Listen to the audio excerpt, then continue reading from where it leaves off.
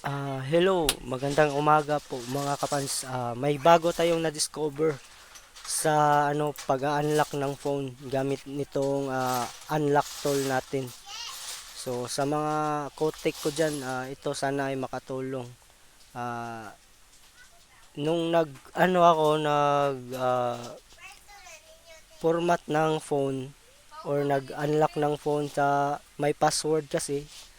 Tapos pagkatapos nun ay ano lang stuck on with a second lang siya. Tama ba yun? Stuck on just a second. Ayan. Stuck on just a second lang. Doon lang siya nag-stuck. So, ayan. Nung na-discover ko yung tricks paano ma-resolve. So, ganito lang pala mga kapans. Ah, una, itinry ko siya sa FRP. Pagkatapos, hindi pa rin siya tumuloy. So, ayun, dito na ako nag-try sa last remove Vivo account. So, sa mga ganyan pala na senaryo, may pala yan, Vivo account pala yan mga kapans, yung phone.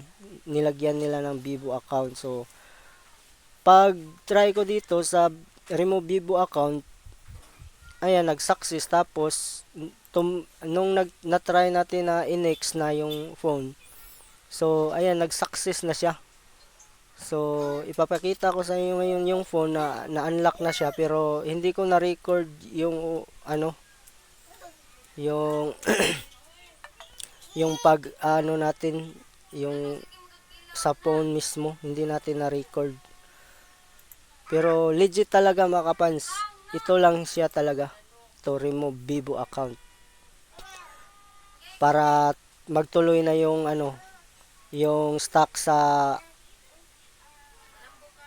just a second. Na-stuck lang siya dun sa just a second. So, sana ay makatulong po sa inyo. At please support my channel by subscribing mga kapans. Salamat. Doon lang po tayo. Hanggang dito na lang po. Salamat po. God bless you all.